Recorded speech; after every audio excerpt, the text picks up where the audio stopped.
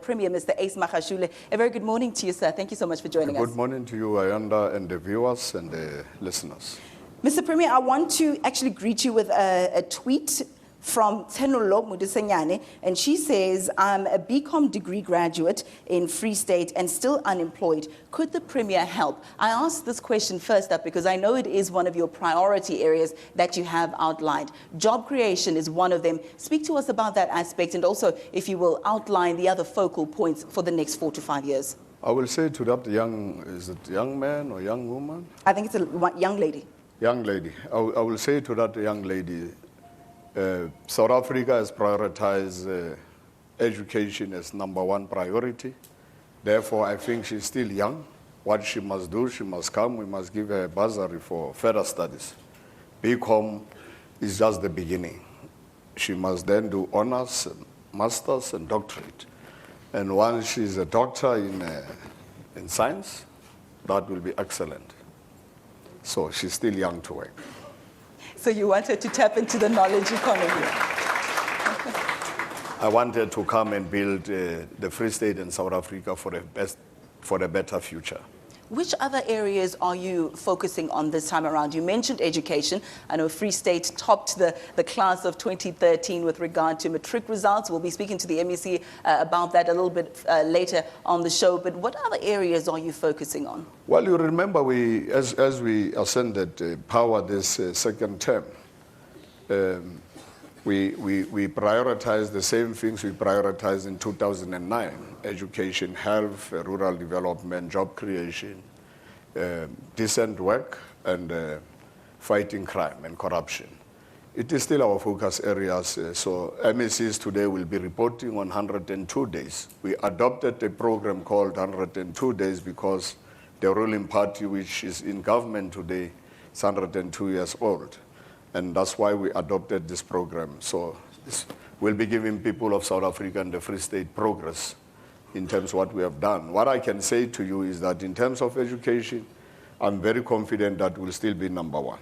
Education, there's also health that you're focusing on. I know recently there was a sit-in by a number of healthcare workers who were calling for special attention to be placed on some of the conditions that they deemed as unfavorable. What's the latest when it comes to the healthcare sector in the province? Well, we do work with our communities. We work with civil organizations. What we don't allow in this province and will never allow is for people to think that they are entitled. I think we must do away with this entitlement mentality. We do engage communities.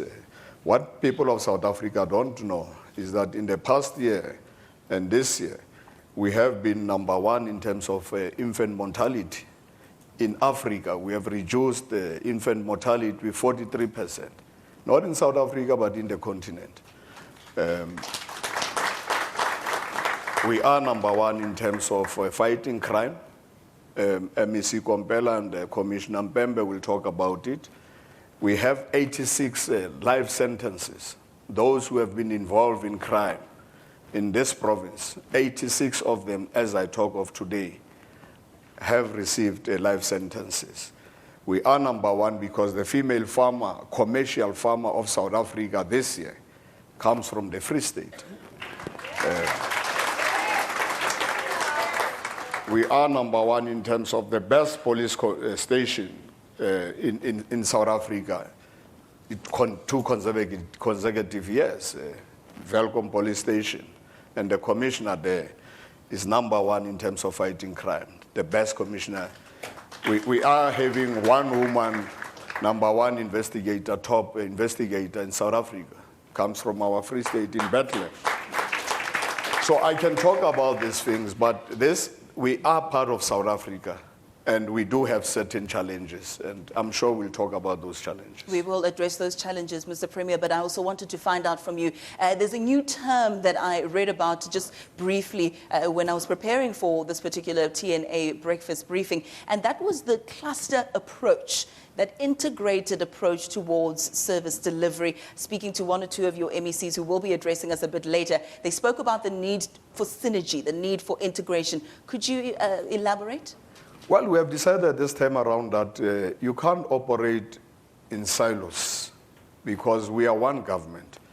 We need to have clusters, economic cluster, social cluster, governance cluster, and the cluster fighting crime and corruption and other social ills. It's only when government departments are integrated and we don't fight all these ills using our departments collectively, we can move Free State and South Africa forward. And that is the approach, and I'm sure that's why you won't have a panel of all MECs. You'll have chairpersons of clusters talking to our society today. You speak of that integration and that collaboration, so I want to perhaps zone in on that, but speak about it in its social ramifications. We know that the University of the Free State and one high school, there was an incident of racial issues there coming to the fore. I think in the high school there was a picture of the old South African flag and a monkey and Julius Malema, the MP there. So a lot of racial undertones coming to the fore. Unfortunately, bad publicity when it comes to that. What is being done to actively pursue the issue of racial integration when it comes to the society in the Free State? We will achieve it. You must remember we come from apartheid colonialism, more than 350 years. To undo all those things and that legacy will take some time. So when there are these sporadic events here and there, they don't cloud the whole picture. I think it's our role as leaders and our people and society to be patient. We will play our role, and I think we'll be able to achieve a non-racial, non-sexist, united, democratic, and prosperous Free State as well as South Africa. It will take time, but it needs us to provide leadership and be patient and integrate and transform South Africa into freedom and democracy. I know that you're also ushering the province into a different space now, an invigorated economic area, the likes of Makufe, just one example where you're putting it on the map and no longer just Johannesburg, Durban and Cape Town, but Free State also must be part of the forerunners there. What other initiatives are you undertaking in order to stimulate the economic activity in the province? Well, what we have said, whenever we occupy any platform, I'm Etswana speaking. I must tell people about where I come from, my background, my roots. Other MECs come from different ethnic groups. For us to integrate and social cohesion, we must talk about us and our history and where we come from. But secondly, people always look at what we spend in terms of Makufe. They don't actually talk about the spin-offs. If you want to talk about the spin-offs, you must ask those who are in business, black and white, in the Free State, around Bloemfontein. The fact that during Makufe week, no petrol, no accommodation. People go up to Kimberley. People go up to Velcon. It's a way of making sure that we integrate society through music, through culture. We market and sell our province. We market and sell our province through sports. Siwelele and Free State Stars, our brand. And when they play, you always know that these are Free State teams, the best in South Africa. Challenges do persist, though. Of late, the electricity woes that saw, I think, plus minus over 700 million rand being owed to Eskom and threats of shutting down. I know there is a legal process that's underway at the moment. What can you tell us about that? You can't just shut off. You can't just shut off, because what we are challenging as the Free State province, and I support municipalities, and if municipalities have to go to court, we'll do so. But in South Africa, we are one government, unitary country. We are not a federal state. We are part of South Africa, and I'm proud to be a Free Stater, but first and foremost, I'm a South African. So our municipalities, the way they are demarcated, they don't have a tax base. I don't know when are South Africans going to understand, as well as Eskom and many of our entities going to understand that Mafube municipality, Pumelela municipality, all municipalities in Harib district are not viable to Kologo municipality. We have clubbed together what one of the old councillors called graves. We have brought them together, no economic base, unemployment, and you expect them to pay high bills, and people are paying. Those who have money are paying. They are not refusing to pay. And ESCOM have interest rates, penalties. Per month you find in my municipality 42 million. When you shut down, what do you mean? Because some residents are paying. When you shut down the municipal offices, what do you mean? You say people must not go and pay. So the solution is not that people and these municipalities, I wish these people who are so vehement and vocal about pay for your services, pay for your electricity. And that's why ESCOM is collecting money from those who are rich. The white suburbs, that's where ESCOM is. Municipalities collect from the black township. Why can't ESCOM collect from society generally? So these municipalities, you can make me mayor, you can make any minister a mayor of any municipality. They will struggle as what the municipalities are doing today. So there is nothing, and I want South Africans to understand that a non-viable municipality with no tax base. Go to Mafube, a small municipality. In terms of ESCOM rates, they are still paying industrial rates. It doesn't make sense. When you take them to court, they owe you 100 million. We pay for them. They can pay tomorrow. And I can tell you in the next month, they will still owe you other millions of rents. Are you looking into the financial aspects when it comes to municipalities, though, Mr. Premier? The reason I ask this is because, along with Limpopo, the Free State were the only two provinces that could not register one clean audit in any of the municipalities. That's not true. No, clean audit. You know, in financial terms, unqualified means clean audit. I don't know how we want to define, but it's fine. But we have a lot of unqualified municipalities. Fezile District Municipality. I don't know at times how papers report. But if you go to the district of Fezile, unqualified. District of Thabo Mofokeng, unqualified. District of Lejweli, unqualified. Zwelopele Municipality, unqualified. Ngetwana Municipality, unqualified. Mangau Municipality has been having disclaimers qualified. Dihlabe Municipality, one best run municipality. I hear people saying bad municipalities run. Dihlabe Municipality, if it's not going to move to unqualified, but it has been moving, it is actually unqualified. So a lot of municipalities, I think 9 or so, have improved. There are those with disclaimers, but it is the issue of legacy. What can these municipalities do?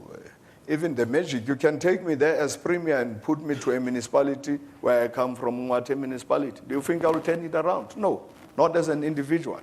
We need government support nationally, provincially, district, and local. Mr. Premier, I want to leave it there. Thank you so much for having joined us. We are not... Yes, please. Round of applause. You may continue. Thank you. Let me just pass the message of condolences to the Mulwazi family as well as Senzo Miaza's family. Thank you very much for that, Mr. Premier. We are going to dig deeper into some of the issues that we've touched on with the MECs. I'll be joined by the MEC for Education, Mr. Mahwe. We'll be joined by Provincial Treasury MEC LCB Rockman. Mr. Sam Mashinini is the MEC for Public Works. He'll also be joining us in the next panel, as well as Mr. Butana Kompela. He's the MEC for Police, Roads and Transport, and he'll be joined by the Provincial Police Commissioner, Lieutenant General Tabate Mpembe. So we are going to look a little more deeper into some of the issues that the Premier has highlighted, taking a holistic view. But he also spoke about something that has got a lot to do with legacy. And he said that we need to come together as a country. So I think it's very fitting to introduce a very, very young lady. She's only 10, she's in grade 5, and she speaks on issues of legacy, of heritage, of unity through diversity. Welcome, Kanyisi Lokolwane. She's from Tabanchu, from Maiponi or Muiponi Primary School, with her poem.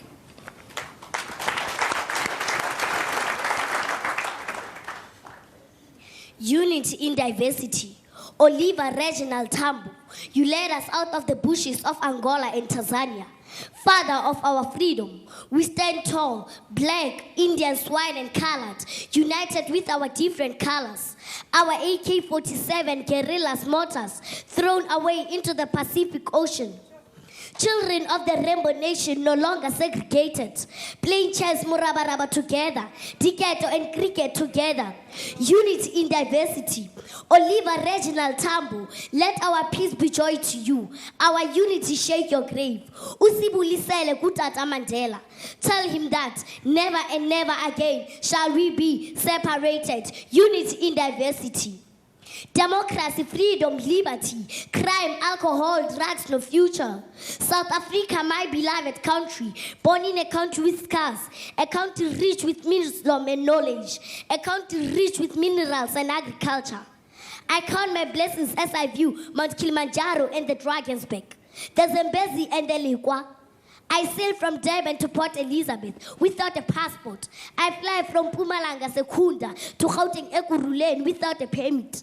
Democracy, freedom, liberty, crime, alcohol, drugs, no future. I am the descendant of Hector Peterson. I embrace no violence, for I know my rights. I am the fruit of the tree that was watered by the blood of Solomon Mahlangu. I do no drugs, for I know my responsibility. I am the daughter of 1976 Soweto Youth Uprising. I am the grandchild of 1960 Sharpeville Massacre. I value my independence. Democracy, freedom, liberty, crime, alcohol, drugs, no future. I am no gangster. I am a doctor, a teacher, a pilot. I am a drug-free child. My free education was paid for by 27 years of imprisonment and 30 years of exile. Democracy, freedom, liberty, crime, alcohol, drugs, no future. South Africa, my beloved country. Wow.